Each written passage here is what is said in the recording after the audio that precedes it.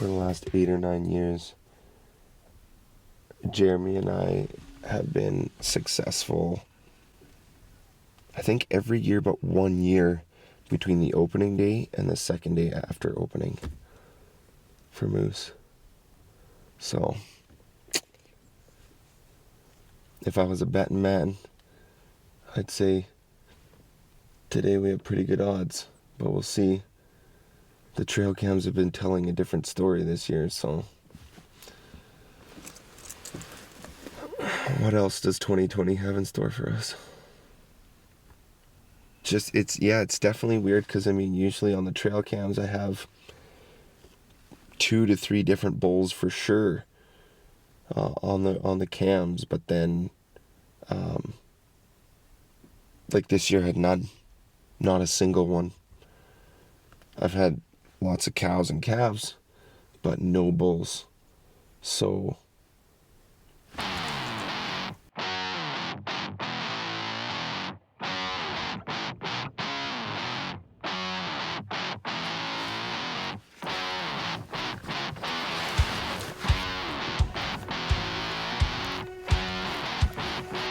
see, you don't want to go through that way. You want to go around the outside of this. yeah, I guess we could have Gone through that little that trail through there.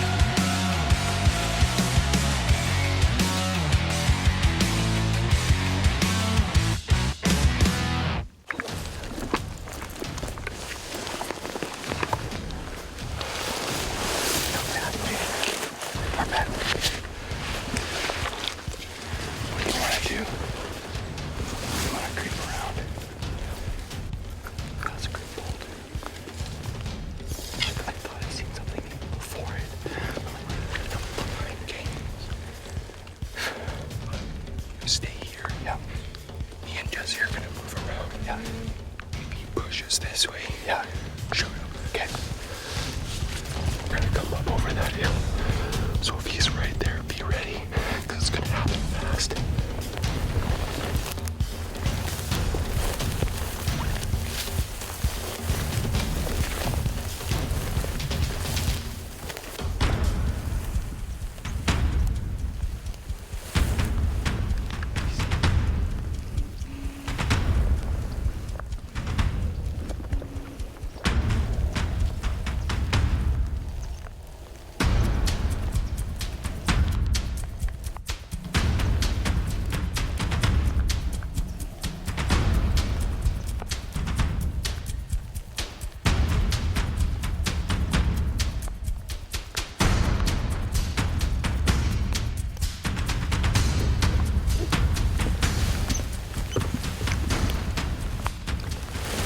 We need to back out and come around.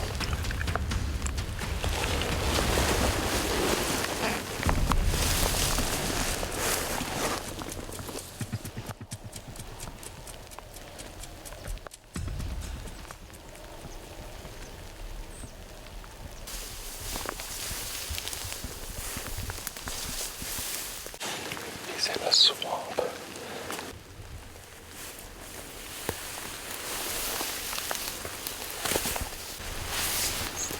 We're not following him in there.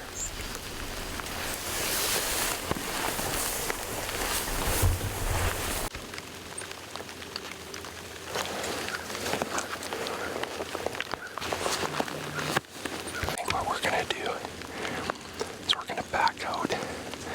I want to do a little bit of calling because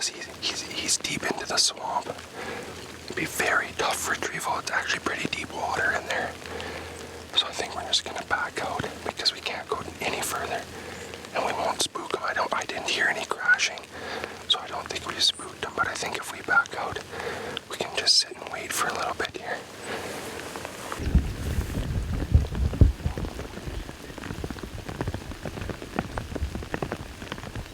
There's no way. He's coming this way.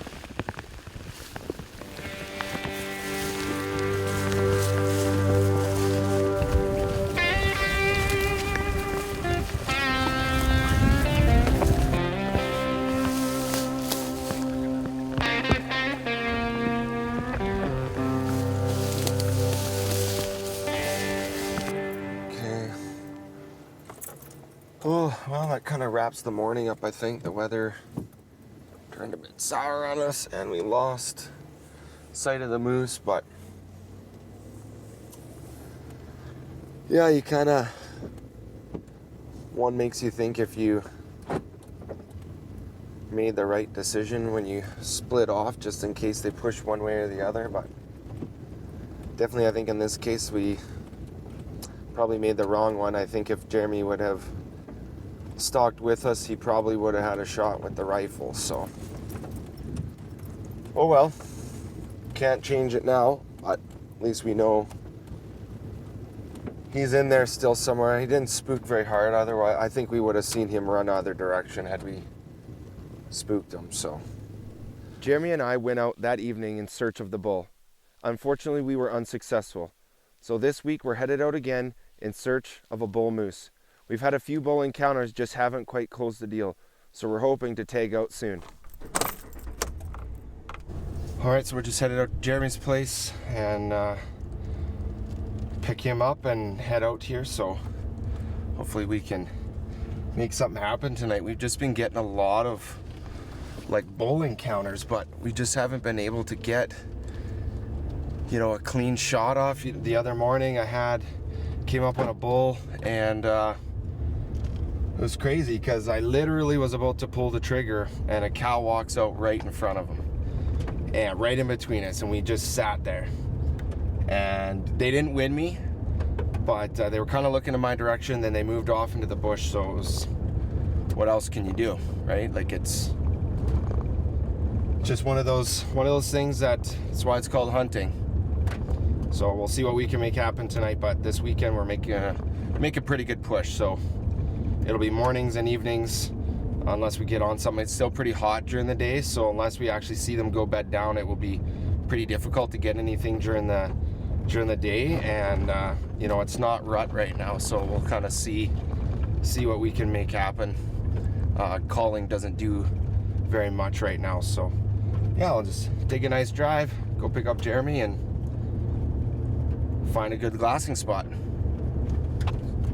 We're both packing rifles today, so we're gonna do a coin flip. Jeremy, you have the call. Wow. Okay. Okay. Heads. Tails it is. That's heads. There's an elk head. There's a caribou head. There's a caribou head right on that. I guess I get first shot.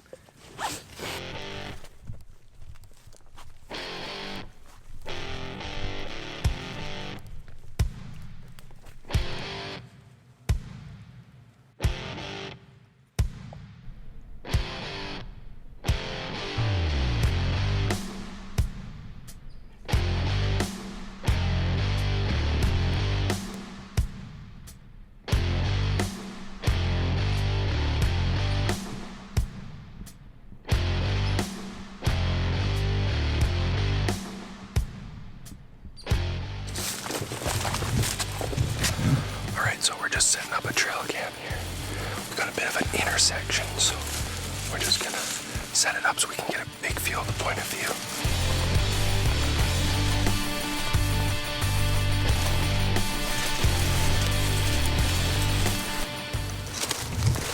So we just spotted a bull. A bull moose.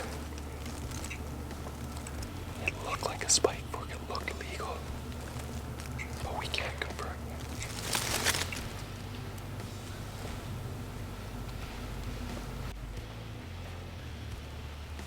They're fighting.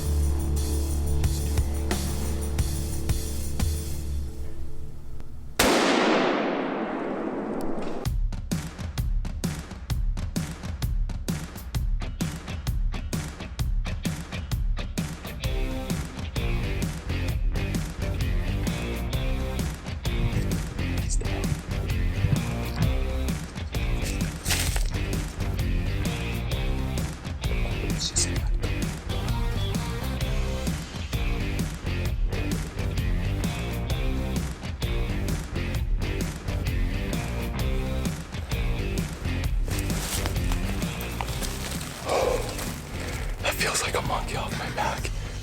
So badly, I don't. We were chasing elk and it turned into a moose hunt. That's the best part about BC hunting. That other bull is just still standing right there. He's kind of like, where am I gonna go? He's crashed pretty hard though. Oh yeah, he thrashed in there pretty good. I don't want to bump him. Yeah. I think we give him a minute. Oh, we are well into this bull. We are a long ways in here, dude. Wow, we're losing weight. Let's go move. Rolling. Yeah.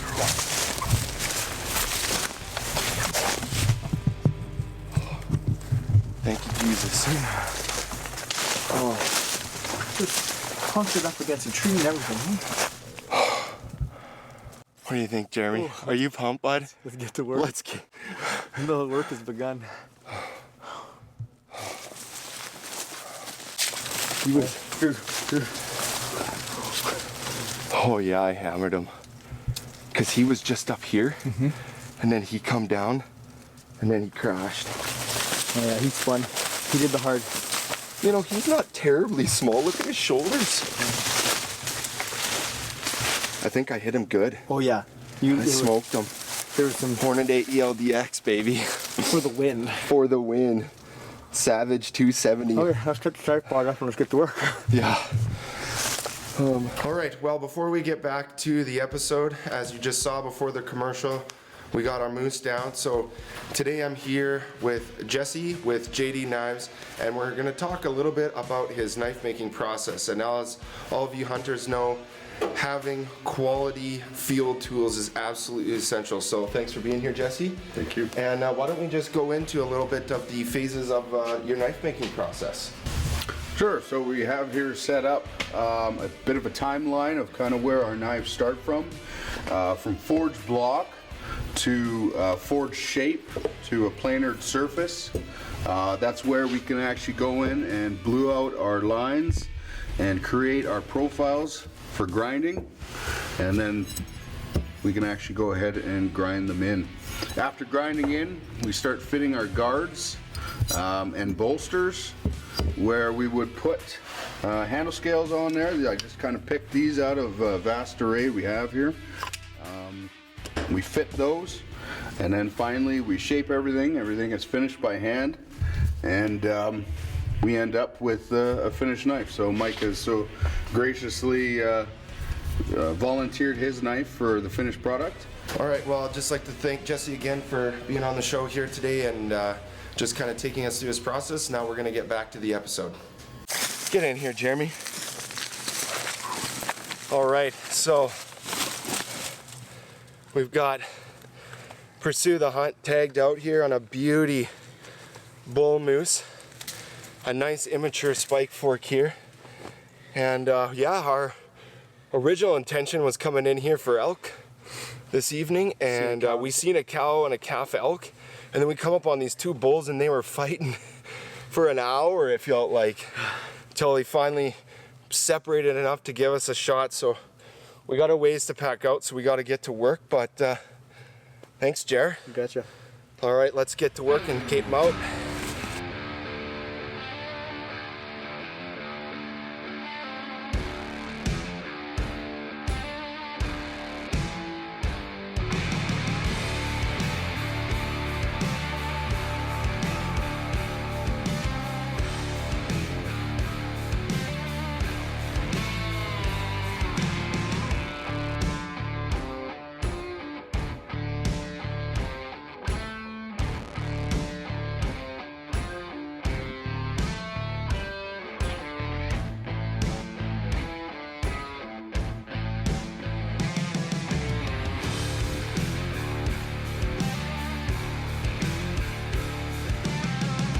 Okay, we are loaded and about to do the impossible. We are gonna try to pack a bull moose. Small bull moose, but a bull moose nonetheless. Out. We are.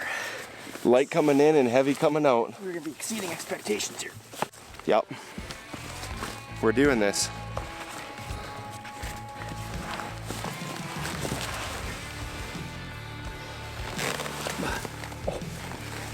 It's probably more weight than I am. Oh, probably. So Jeremy's got 2 hindquarters. I've got both shoulders, back straps, and neck meat. And we're gonna do this one step at a time.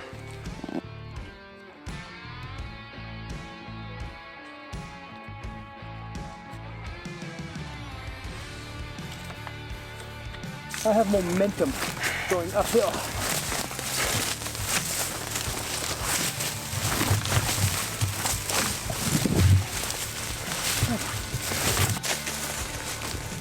Go left.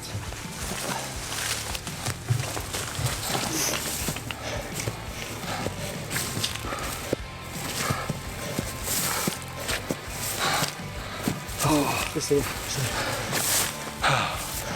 Well, we made it to the top. We have one more hindquarter to go get, but it's not all the way down. Good way to cap it off, hey, Jer? You betcha. Okay.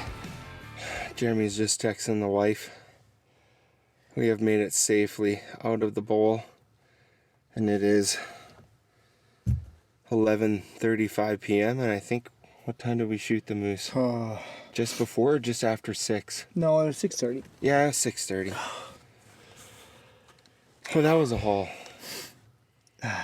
Really It's gonna excited. taste really good. Oh, I'm pretty sure like the more you The harder work, it is. yeah, the harder it is, the better it tastes. So we are gonna go drop the meat off at the butcher's in the morning though, because we are exhausted. And they're probably sleeping. But I just feel like after the any bull season, it was like a bit of redemption tonight. It just all came together. I had a good feeling about tonight. That's why I packed light. All right, bro, let's go.